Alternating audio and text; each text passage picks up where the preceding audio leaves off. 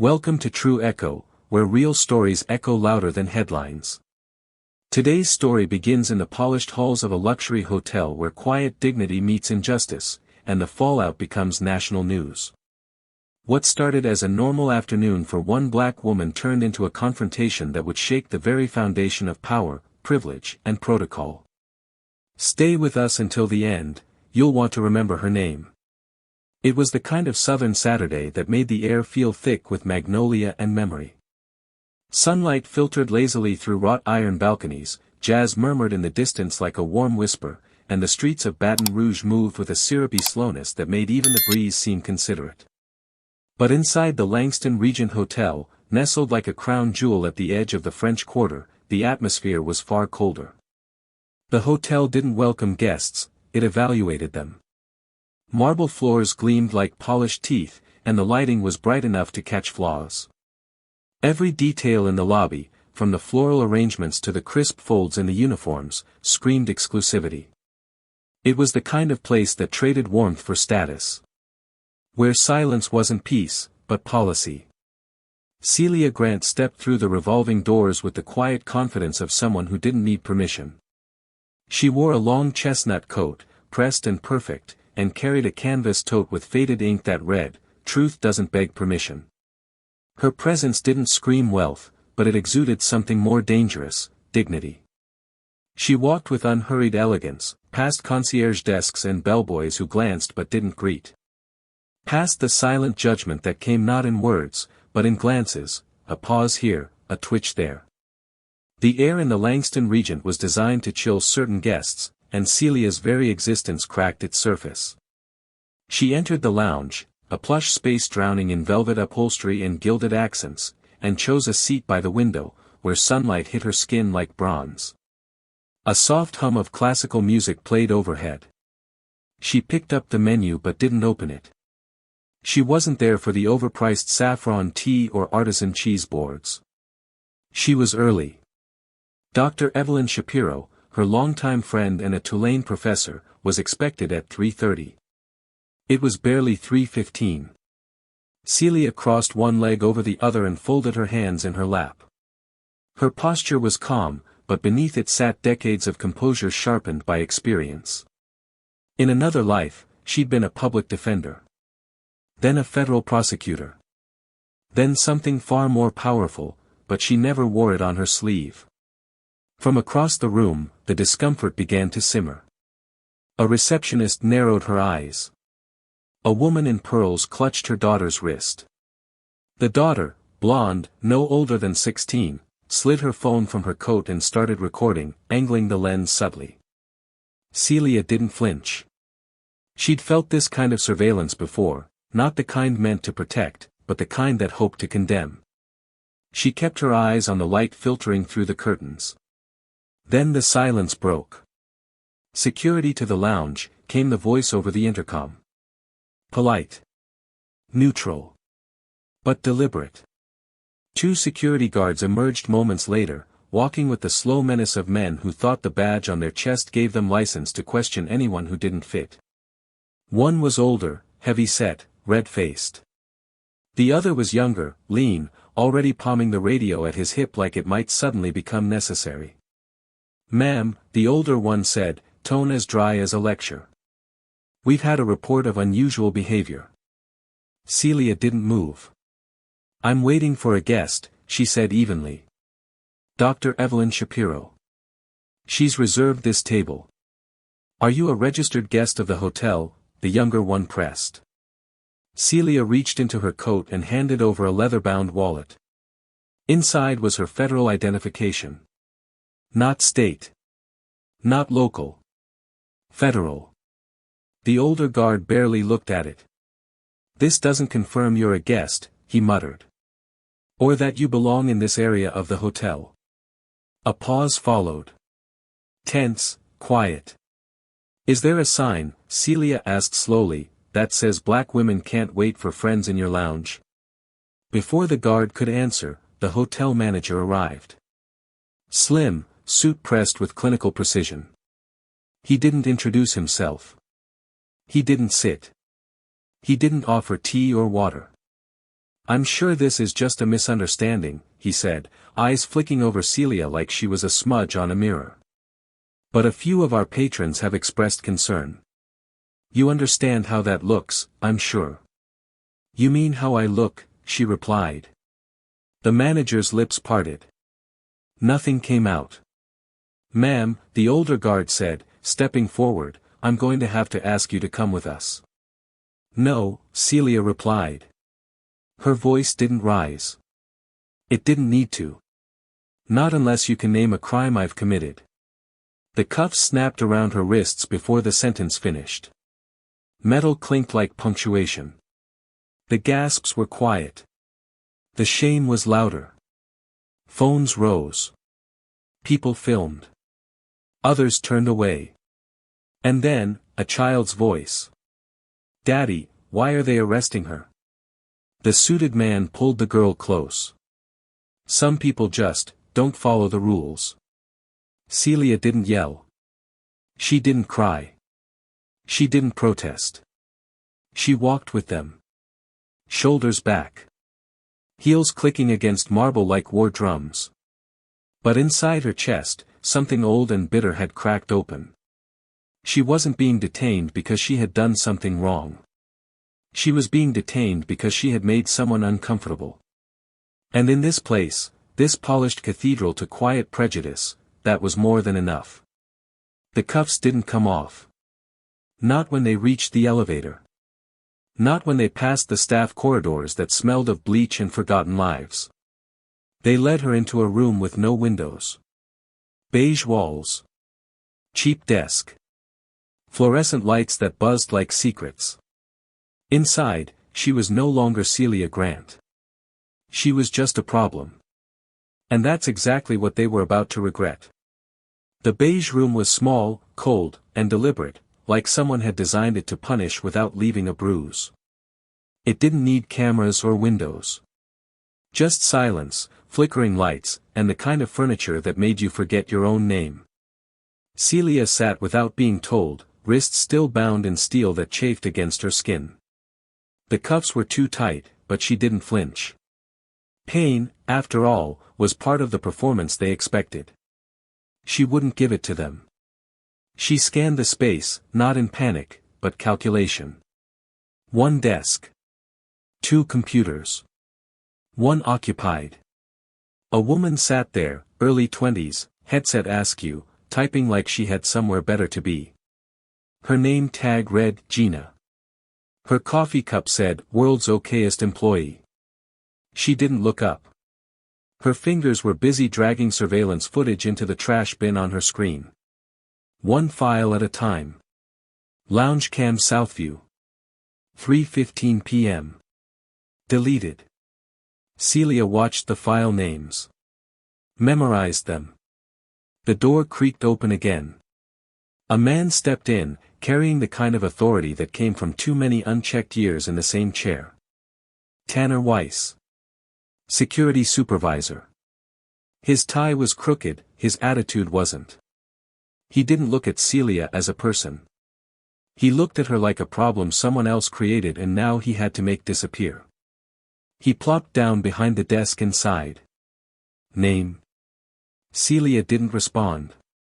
He clicked his mouse, lazily scrolling through a digital report form. Unregistered walk-in, behavior flagged as suspicious, refused to vacate hotel lounge. Escalated verbally. She tilted her head. You forgot the part where you violated federal law. He stopped typing for a second. Then smiled, a small, lazy curl of his lip. We get all kinds in here, ma'am. People who think they're above rules. You're not the first. You'll wish I was the last, she said softly. He didn't hear her. Or maybe he didn't care. On Gina's monitor, footage of Celia calmly opening a menu flickered and vanished. No authorization.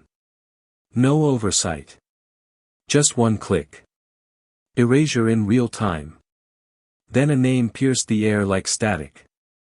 Easton said to flag it as a discretionary threat, Weiss muttered into his headset. Report's going to DC tomorrow morning. It'll be clean by then. Celia's spine stiffened. Easton. Judge Leonard Easton. A man who once dismissed a case Celia had investigated, 3 black plaintiffs brutalized by Baton Rouge police during a protest. Easton had claimed no compelling evidence of municipal failure. Celia had grilled him in front of a Senate subcommittee. He hadn't forgotten. And apparently, he was still pulling levers. Celia looked around the room. This wasn't just a security protocol, it was a machine. A machine built to erase. One built to protect men like Easton and enable people like Weiss. She turned her head slightly. On the corner desk sat an old beige office phone. No code. No lock. Line active. She leaned, just slightly, pretending to stretch her neck. Her shoulder pressed the receiver to her ear. Her cuffed hands moved like water. Precise. Purposeful. She pressed a series of buttons. A code few knew. One she'd helped design years ago. Star 9-9-1-6. Federal Emergency Activation. It bypassed all local networks and rang directly through the federal relay. 1 ring. 2. A clipped voice answered. Federal line. Confirm clearance. Code 419. Field grade breach. Langston Regent Hotel. Detainee ID Grant, Celia Miriam. Bravo Sierra 3. Connect me to Ethan. Silence on the other end. Verification in motion. Then the click. The line shifted. Celia. The voice on the line was cold, sharp. Not panic, readiness. She exhaled once. They don't know who I am. No Miranda. No oversight. Surveillance being deleted in real time. Easton's behind it. I'm authorizing full retrieval, he said. Cross-reference Easton's communications. Deploy tactical unit. Secure all digital evidence. Celia's voice dropped lower, deadly calm.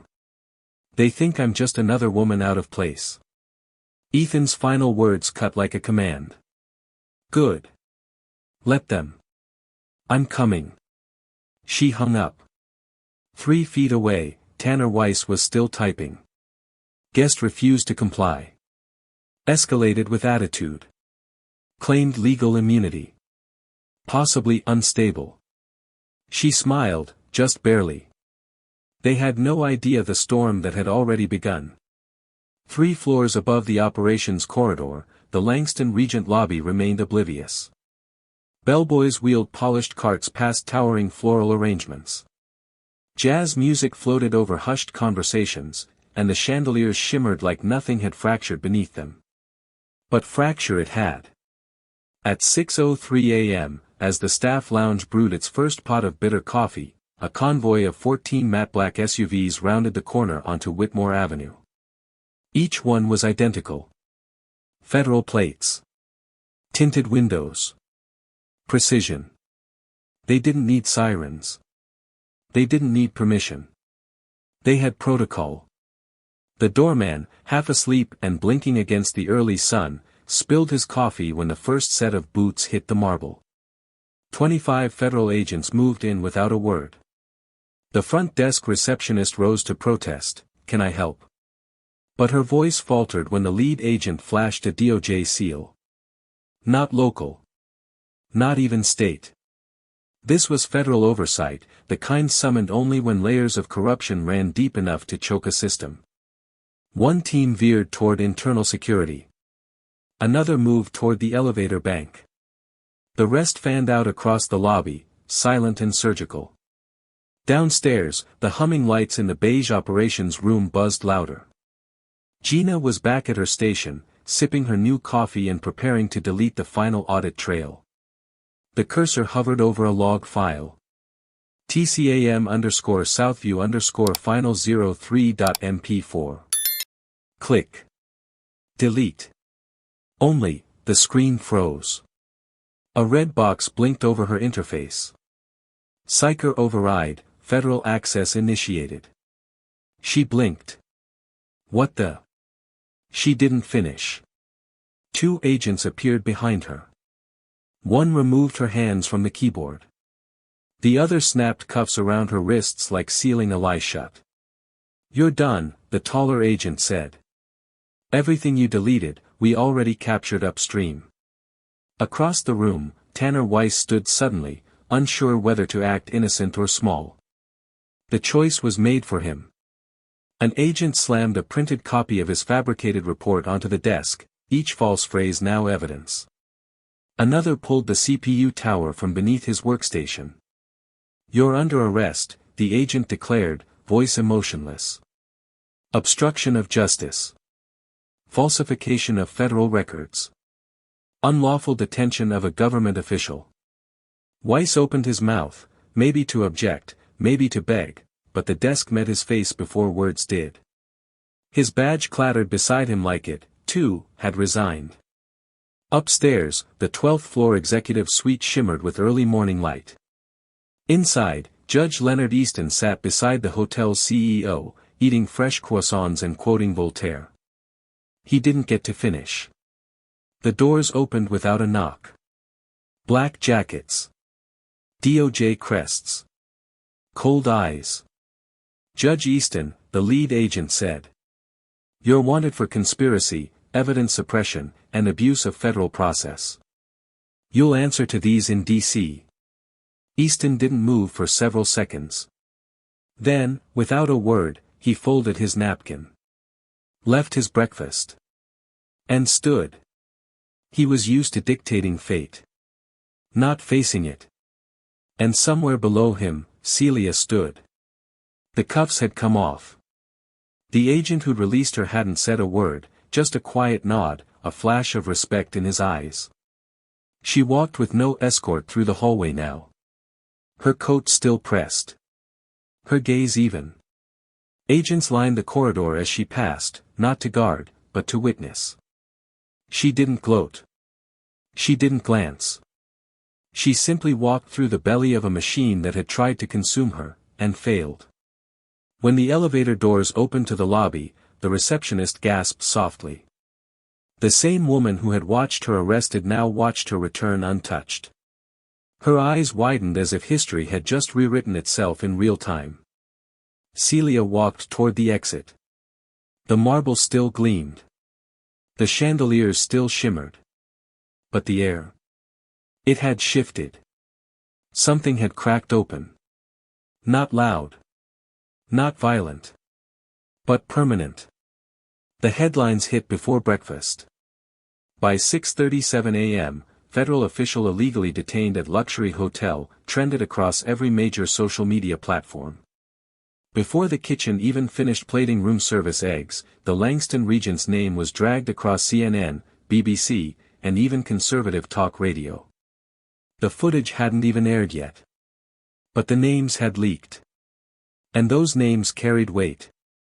Judge Leonard Easton, once untouchable, now faced allegations more damning than the whisper campaigns that had followed him for years. His silence as footage disappeared under his watch, his voice on a recording ordering discretionary processing, it was all traceable now. Gina Flores was led out of the building in cuffs, her sweatshirt hood falling over her face like fabric could shield her from accountability. Tanner Weiss tried to argue with the agents who read him his rights again. It didn't matter. The documents he forged had already made it to Washington. And that's where the story next unfolded, in a chamber built to echo justice.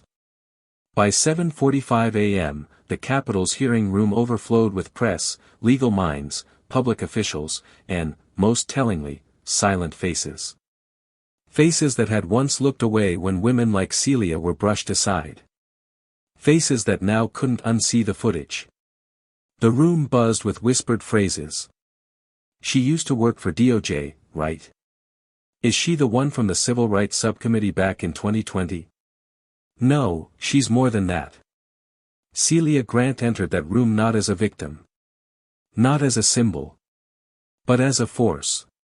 She wore a black blazer, simple, unadorned. Her walk was steady. Her expression unreadable. She didn't bring a prepared speech. She didn't need to. When she sat behind the microphone, the hush was so complete it felt like the room itself was holding its breath. I wasn't anyone's story, she began softly, when I walked into that hotel. Eyes turned. I was simply a woman. A black woman. Waiting for a friend. But to the staff, I was a threat, before I said a word. Before I ordered tea. Before I even opened the menu. Her voice didn't rise. It sliced. She described the detention. The deletion of footage. The refusal to read rights. The phrase that stuck in the room like smoke, discretionary threat. Her pause after it was perfectly timed. Then she continued. That's not protocol. That's profiling. And it didn't happen in a vacuum. It happened because people like Judge Easton make sure the vacuum stays quiet. Gasps. Audible. No one stopped her. She turned toward the gallery. They wanted to erase me quietly. In a beige room. With no witnesses. But the thing about trying to delete a person. Her voice lowered. She looked directly at Easton. Is that sometimes we remember everything? And then, like divine punctuation, the door at the back of the chamber opened. A young man stepped forward, awkwardly gripping a USB. Louise Raymond. A journalism intern. The same one who had filmed the initial arrest, not just on his phone, but via a hidden camera behind a lobby plant. He handed the USB to the committee chair and stepped back. The screen behind Celia lit up. The room watched. In real time. Celia, calm. Security approaching. She says one sentence. Then cuffs. Then audio. Let's take her to the white room. Easton will cover it. The silence that followed wasn't stunned. It was angry. In one recording, a system unraveled. The impact of the footage was immediate. A senator dropped his pen. A DOJ assistant leaned forward, mouth slightly open. The chamber no longer felt like a courtroom, it felt like a reckoning. Then came the second video. Louise had been cornered in a supply closet 2 days after the arrest. The camera was shaky, but the audio was crystal clear. Tanner Weiss threatening him. Gina Flores urging him to keep quiet if he wanted to graduate without debt collectors breathing down his neck. You weren't even a guest, Tanner's voice echoed from the speaker, filled with that same smugness Celia had heard in the beige room. That woman. You don't want to be seen defending people like that. You don't want that label. There was a pause. Then Gina's voice, we're all just following orders, Louise. Be smart. Don't get involved. And Louise, God bless him, had stayed silent in that closet, but pressed record the whole time. Now, in front of the entire committee, he didn't look like a barista intern. He looked like a citizen who remembered his responsibility. After the last clip ended, there was no need for Celia to speak again.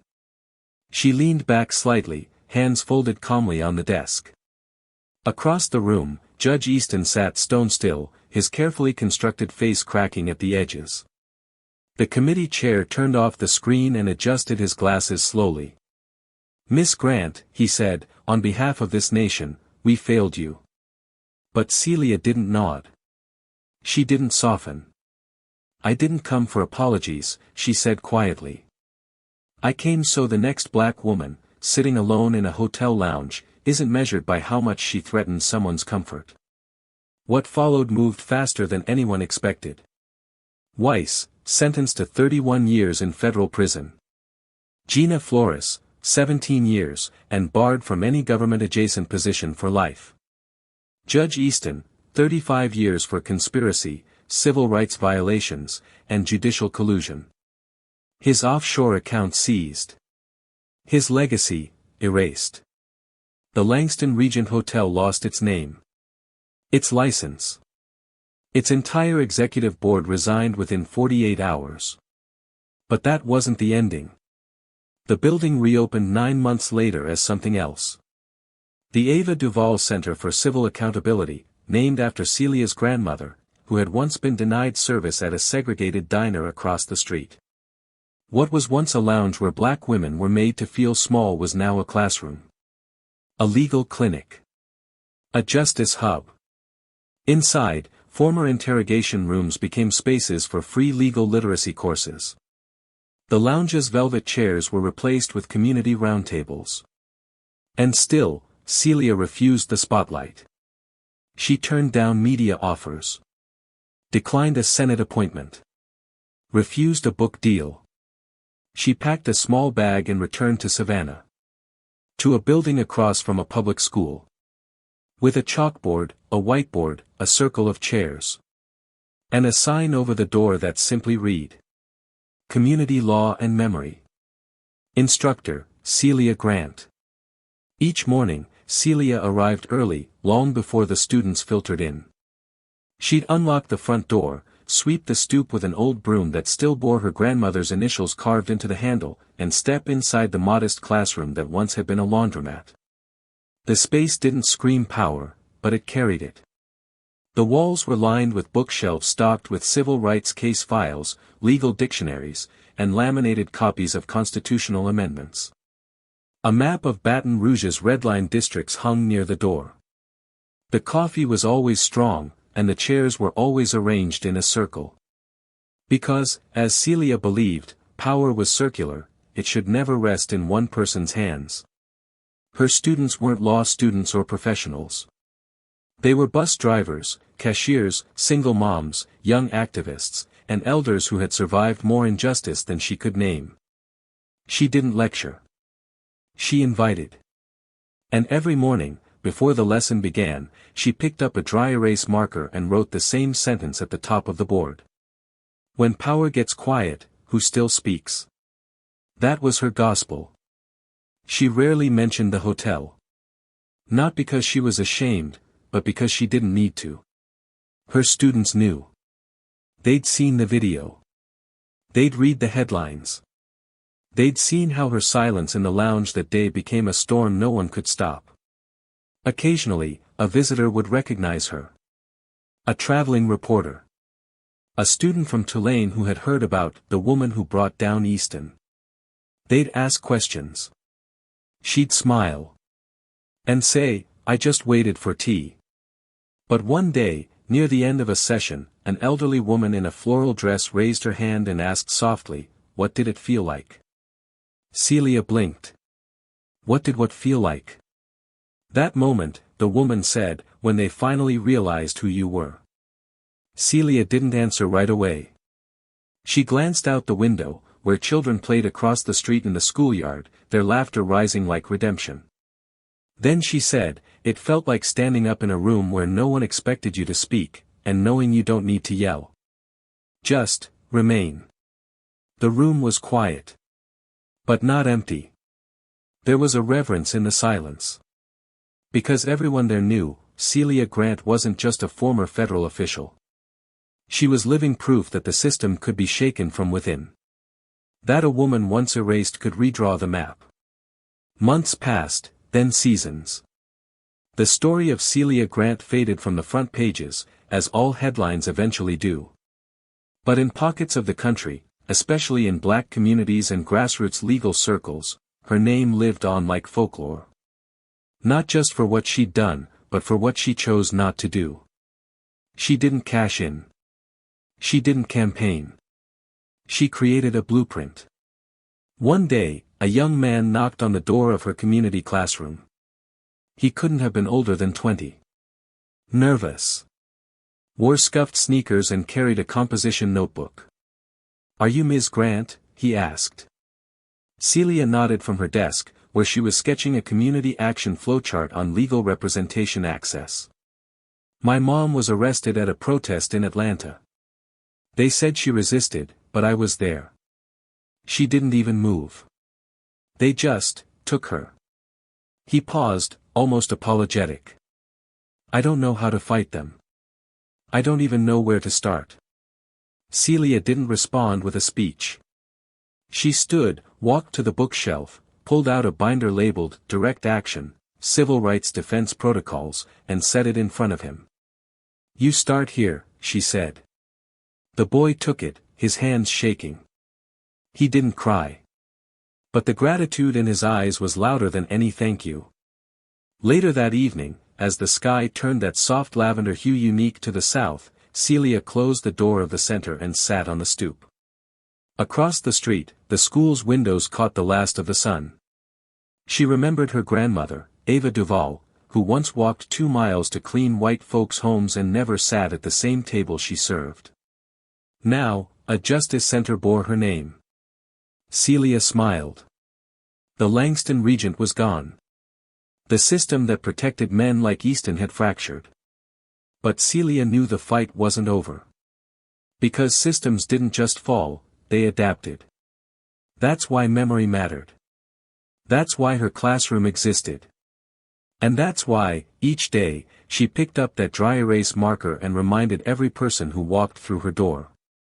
When power gets quiet, who still speaks? She never asked to be remembered. But she was. Not in bronze statues or viral TED Talks. But in courtrooms where young black girls now stood without trembling. In classrooms where knowledge was shared like communion. In lounges across America where black women now sat, unbothered. Because someone had waited for tea and refused to disappear. What Celia Grant taught us is simple: you don't have to scream to make history. Sometimes, the loudest echo is quiet resistance paired with unshakable truth.